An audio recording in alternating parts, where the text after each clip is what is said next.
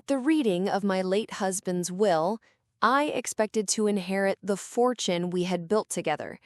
Instead, the lawyer read a name I hadn't heard in 25 years. He had left everything to a single woman. And as my world began to spin, I realized with a cold, sickening horror that it was the girl whose life I had mercilessly and completely destroyed in high school. Before we open that will, I'd love to know, what city are you watching from today? And be sure to subscribe for our daily stories. Okay, let's go back to the day of the funeral. The day I buried my husband, Arthur, was a performance. I stood under the gray, weeping sky, a perfect stoic widow in a black designer dress, accepting the hushed, pitying condolences of our friends and business partners. I shook their hands, I accepted their hugs. I played the part, and it was a part I knew how to play well. My grief was a real and ragged, inconvenient thing, a storm raging just behind my eyes. But I was a Prescott, and Prescotts did not, under any circumstances, make a scene. He had been my partner for 25 years, my husband, my co-conspirator in the grand and often ruthless project of building a perfect life. We had been a team, and I had loved him. But our love story had a crack in its foundation, a single hairline fracture from a lifetime ago, a thing we had never, ever spoken of. It was at the reception, at our large and now terribly empty house, that the ghost first appeared, an old friend from high school. A woman I hadn't seen in years came up to me, her own face a mask of practiced sorrow. "Victoria," she had said, "I was just thinking about you and Arthur back in the day. You two were a power couple, even then. Do you ever think about those old times? About Eliza?" The name, a name I had not heard spoken aloud in over 2 decades, was a punch to the gut. Eliza Archer, the quiet, brilliant, unfortunate scholarship girl. The memory was as sharp and as clear as if it were yesterday. The sunlit high school hallway, the way Eliza, with her secondhand clothes and her quiet, unnerving intelligence, had seemed to capture the attention of every teacher, of every boy, of my boy, of Arthur. I had seen the way he looked at her, the quiet admiration in his eyes, and I, a girl who had been raised to be the sun in every room, I could not bear the thought of being eclipsed. So I had done what any cornered, insecure, and deeply cruel 17-year-old queen bee would do. I had destroyed her, not with a fist, but with a whisper. A single, perfectly crafted, and completely baseless lie about her and our old, kind, and married English teacher. The rumor had spread like a virus, and the results had been swift and absolute. The teacher had been fired, and Eliza, the scholarship girl with the brilliant, promising future, had been expelled and had vanished, her own family forced to move away in a cloud of shame. I had won. I had kept my king, and I had never, for a single moment, looked back. Now, standing in my silent, empty house, the ghost of that long-ago victory had returned. I pushed the memory away, as I always did. It was ancient history. It was irrelevant. The next day, I sat in the plush, leather chair of my late husband's estate lawyer, a man named Mr. Chase. I was not the grieving widow now. I was the businesswoman. I was ready to become the sole and rightful keeper of the empire we had built together. The lawyer began to read the will. It was, at first, exactly what I had expected: small bequests to charities, to distant relatives. And then he came to the main clause. The entirety of my remaining estate, including all properties, stocks, bonds, and liquid assets, I leave, in its entirety, to a single beneficiary. I leaned forward, a small, triumphant smile on my own face. This was it. The lawyer took a breath, and he read the name. To a Miss Eliza Archer. I stared at him, my mind a screaming, white blank. It was a joke. A mistake. An impossible, cruel, personal act of war delivered from beyond the grave. I had been so busy preparing to be the keeper of my husband's legacy, I had no idea that his true legacy was not the one he had built with me. It was the one he had spent his entire life trying to repair from a crime I had committed and then so conveniently and so completely forgotten. I don't know who that is, I said, my voice a marvel of calm control that I did not feel. There must be an error in the document. My husband would not do this. We were married for 25 years. The lawyer just looked at me with a cool, unsympathetic pity. There is no error, Mrs. Prescott, he said, his voice a flat, emotionless thing. Your husband's instructions were very clear and very specific. The bulk of his estate is to be transferred to a Miss Eliza Archer, effective immediately. My immediate reaction was not grief. It was rage, a pure, white-hot, clarifying rage. I accused the lawyer of incompetence, of fraud. I threatened lawsuits. I performed the role I knew best, the powerful, untouchable woman who would not be made a fool of. And he just sat there, unmoved, a silent, bureaucratic wall against which my fury broke and dissolved into a pathetic, impotent foam.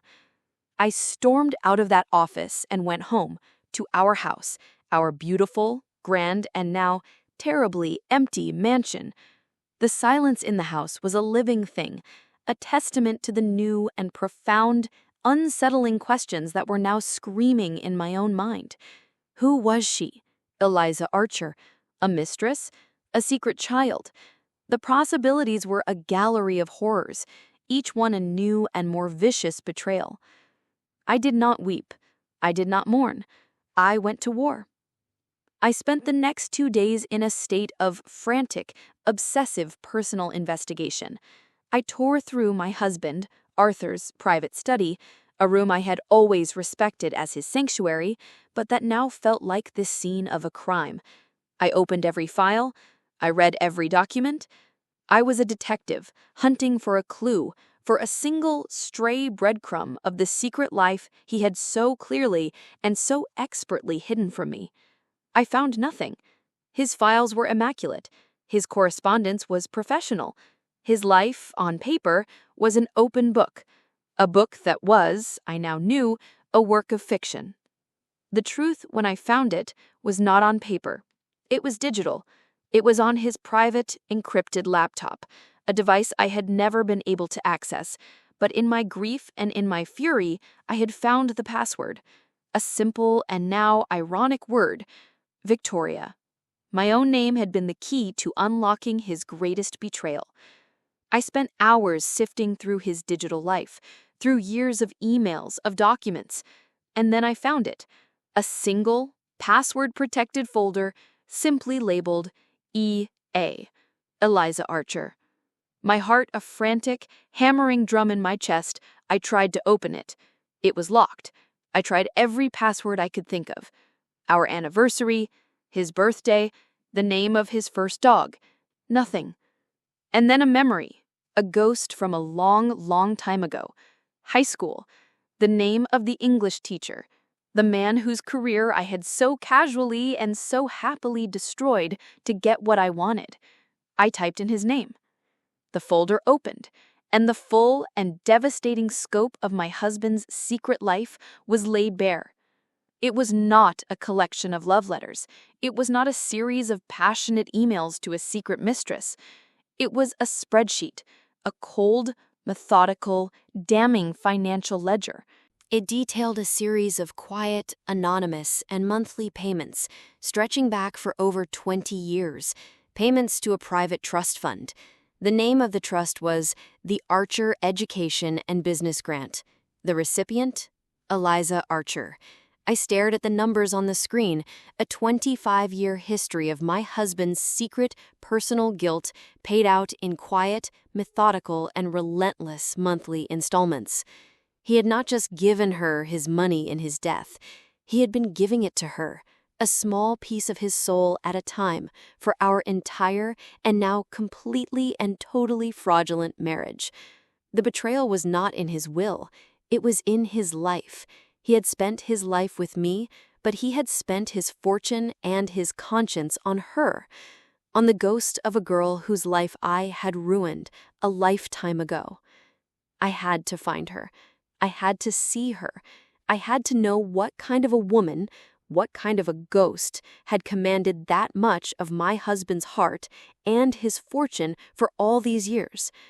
I sat in the silent cavern of my late husband's study, the glow of his laptop screen painting a ghostly light on my own stunned face. The spreadsheet was still open, a 25-year history of his secret, silent atonement. Each monthly payment a small, quiet testament to a guilt he had never once, in all our years together, spoken aloud. My first reaction was a familiar one, rage. A clean, hot, and purifying rage. Not at him, not this time, but at her, at Eliza Archer, the ghost from my past. She had, I told myself, somehow orchestrated this. She had manipulated him, played the victim, and had, with a quiet, pathetic cunning, sunk her hooks into his conscience and had never, ever let go. But as the hours in that silent house ticked by, the rage began to cool, leaving behind the cold, hard, and unfamiliar residue of a question, not how could he do this to me, but a much more terrifying one. Who was she? Who was this woman who had commanded so much of my husband's heart, his guilt and his fortune from a distance for our entire marriage? I did what I always did when I wanted answers. I hired a man to find them for me. The private investigator was a quiet, discreet, and brutally efficient man. Find her, I had told him, my voice a cold, business-like instrument. I want to know everything, where she lives, what she does, who she has become. A week later, a thick manila folder was delivered to my door. I sat in my own sunlit living room, a room that now felt like a stranger's, and I opened it. The report was not the story of a cunning, manipulative siren I had been expecting. It was the story of a quiet and almost painfully ordinary life. Eliza Archer lived in a small, charming town in Vermont. She was the owner and sole proprietor of a small, independent bookstore called The Next Chapter. She was unmarried. She had no children. She volunteered at the local animal shelter on weekends. The report contained photographs, pictures of her, a woman now in her early 40s, with the same quiet, intelligent face I remembered, but with a new, calm, and hard-won serenity in her eyes. She was not a victim. She was not a villain. She was just a woman. A woman who had, against all odds, built a small and decent and quiet life for herself from the ashes of the one I had so carelessly and so happily burned to the ground. And as I looked at the pictures of her small, beautiful bookstore, of her quiet, unassuming life, a new, unwelcome emotion began to stir in the pit of my own stomach. It was a feeling I was not familiar with. It was the slow, creeping, uncomfortable feeling of my own long-dormant conscience beginning to wake up. I made an impulsive decision. A decision that was not born of logic or of strategy, but of a new and terrifying, compelling need to understand. I got in my car, and I began to drive. I arrived in her small, perfect, irritatingly charming town on a crisp autumn afternoon. I found the bookstore on a quiet, tree-lined main street. It was just as the report had described it, a warm, inviting, and clearly well-loved place, its windows filled with books and pots of cheerful-looking flowers. I parked my car across the street, a silent, unseen ghost from her past, and I watched. I watched as she moved through her small, quiet kingdom. I saw her recommend a book to an elderly customer, her face breaking into a warm, genuine smile. I saw her give a free lollipop to a small child who was having a tantrum. I saw the easy, familiar way she interacted with the people of this town, the quiet and undeniable respect they clearly had for her. I had come here for a confrontation. I had come here to find a villain, a reason for my own rage. But as I sat there, in the cold, sterile luxury of my expensive car, and I watched this good and decent and quietly resilient woman, a woman whose life I had so profoundly and so carelessly almost destroyed, I was confronted with a new and far more terrible truth. She was not the monster of my story. I was. I sat in my car, the engine humming a quiet, indifferent tune, and I watched the woman I had come here to confront. She was not the pathetic, broken victim I had half expected, have hoped to find. She was at peace. The sight of her quiet, hard-won contentment was a more damning and more painful accusation than any shouted word could ever be.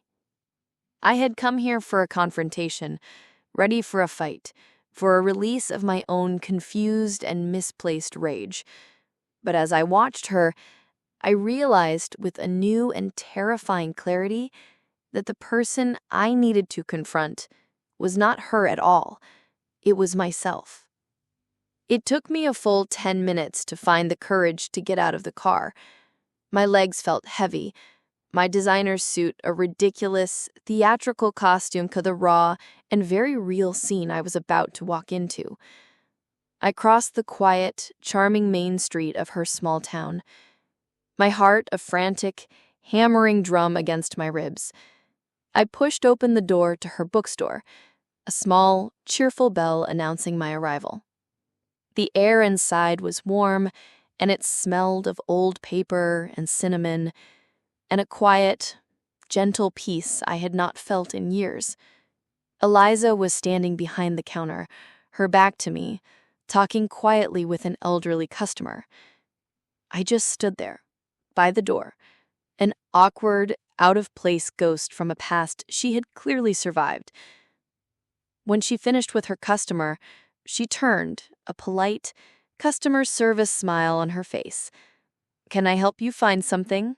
she asked. And then her eyes met mine. Her polite, customer service smile did not falter. Not at first. But I saw it. A flicker. A brief, almost imperceptible shuddering of her days as 25 years of history came rushing back in an instant. She knew exactly who I was. "Eliza," I began, my own voice a strange, hoarse thing I did not recognize. The entire elaborate and angry speech I had prepared in my head, it just vanished. "It's me, Victoria." "I know who you are," she said, her voice a quiet and completely and utterly neutral instrument.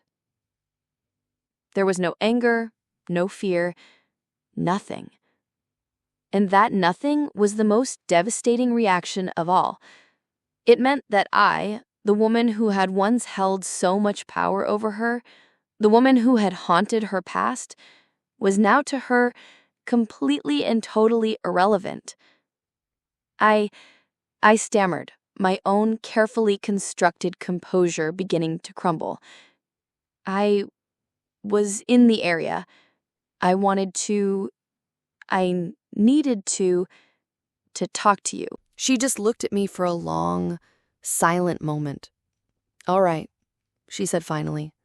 She led me to a small, quiet corner in the back of the bookstore to a pair of worn, comfortable-looking armchairs. We sat. The silence between us was a vast and empty and 25-year-old chasm. I tried to apologize. The words came out, clumsy and pathetic, inadequate. I told her I was sorry. I told her we were just kids. I told her I had been a terrible person. She just listened, her hands folded in her lap, her expression a mask of a quiet and unreadable, unnerving calm. When my own pathetic stream of excuses finally ran dry, she spoke. "Why are you really here, Victoria?" she asked, her voice not unkind, but with a sharp, clear, and very direct edge to it. "After all this time, after everything that has happened, what is it that you actually want from me?" I looked at this calm and graceful and unbelievably resilient woman, the woman my husband had so clearly and so quietly admired from afar, and I had no answer to her question. I had no idea what I wanted. I didn't know if I wanted her forgiveness or her anger or her pity. I just knew that my husband's last and most profound act on this earth had been to bind our two separate and broken lives together, and I knew with a new, unsettling certainty that my journey to understand the man I had been married to for 25 years had only just in that very moment begun.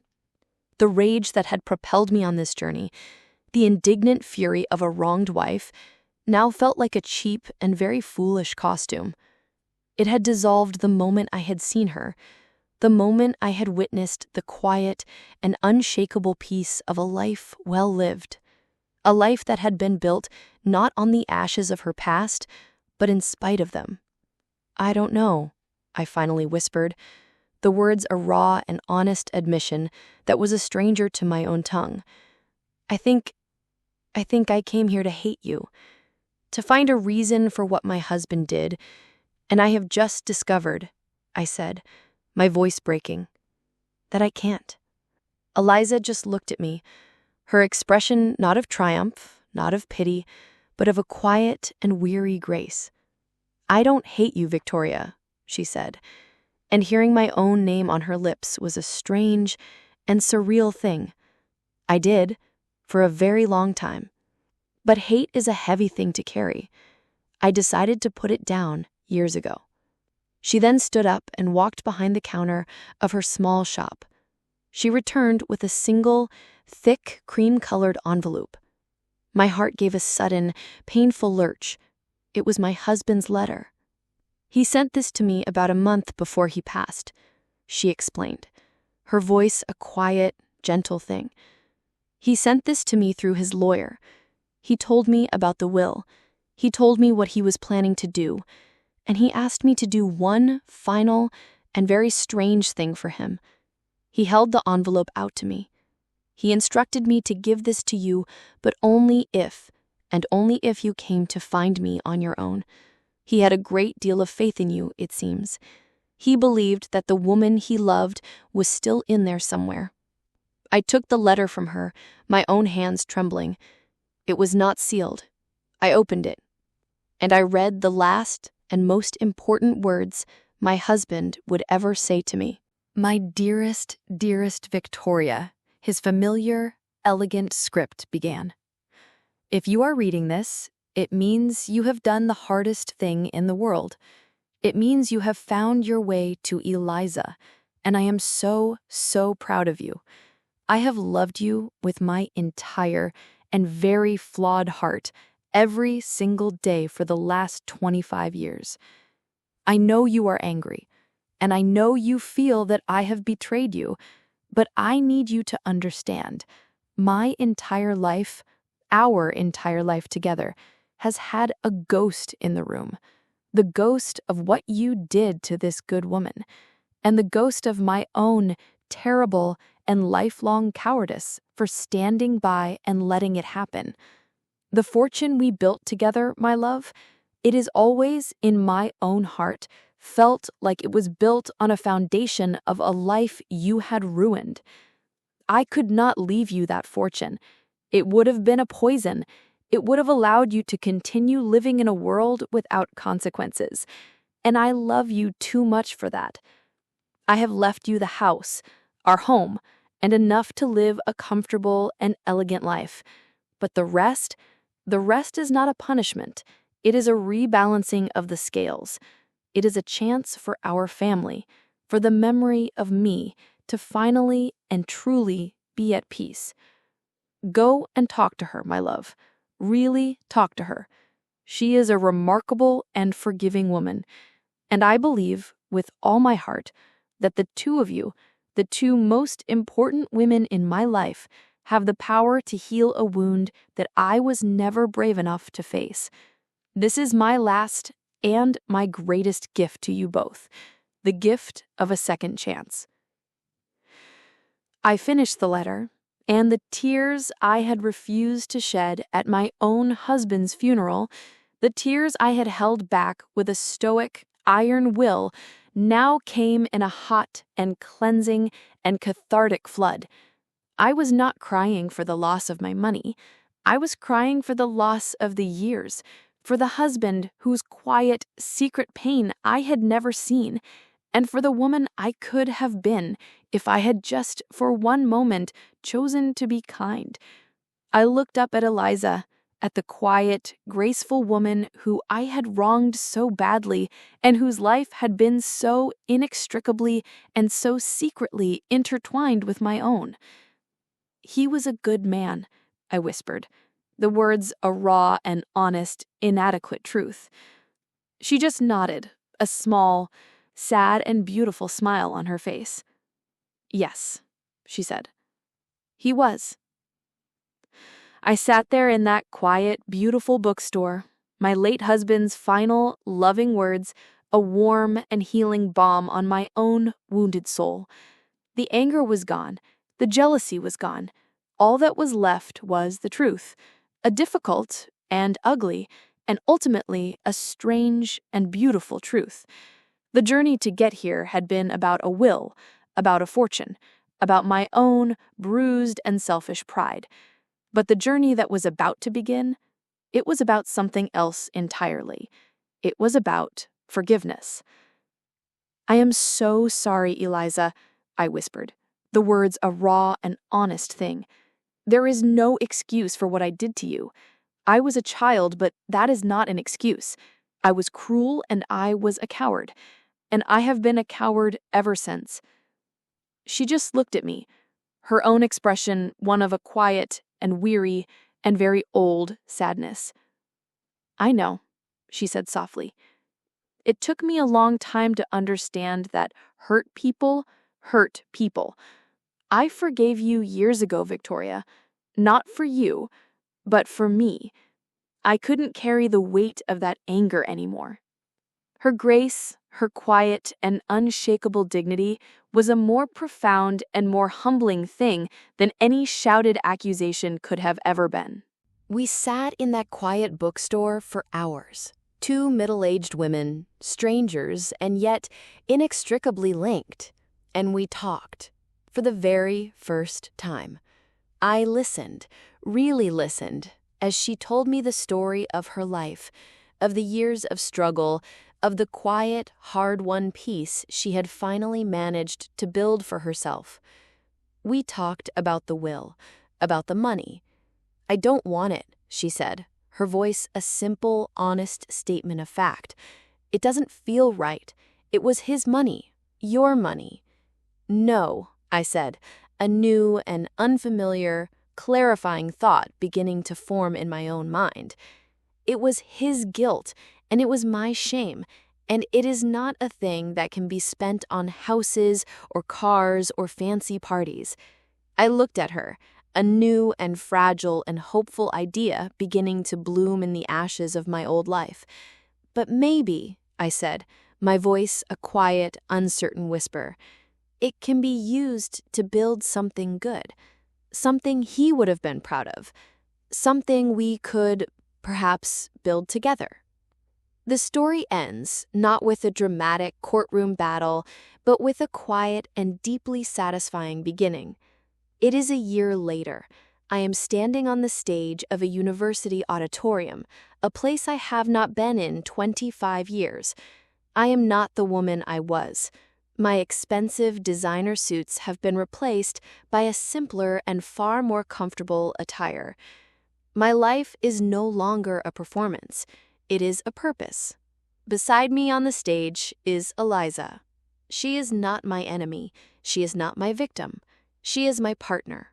And we are here to award the very first scholarship from our new and very well-funded foundation, the Arthur Prescott and Eliza Archer Foundation for Second Chances, a foundation dedicated to providing educational grants to young people whose own futures have been derailed by the cruelty of bullying.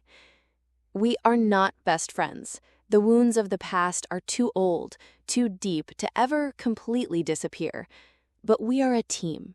We are two women, bound by the memory of a good man who loved us both in his own flawed and very human way.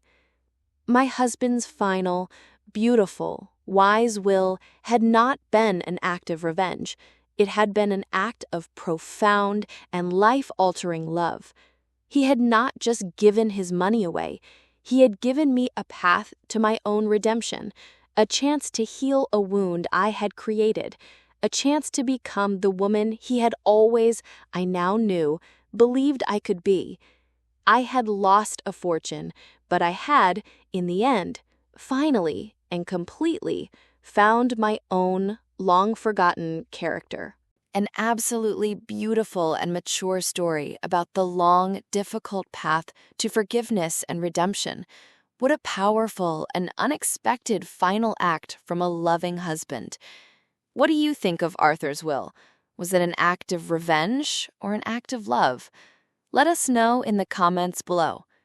If you were moved by this incredible, emotional story, please show your support by hitting that like button and be sure to subscribe for more thought-provoking and powerful stories. Don't forget to click the notification bell so you never miss an upload. Thanks for watching, and we'll see you in the next one.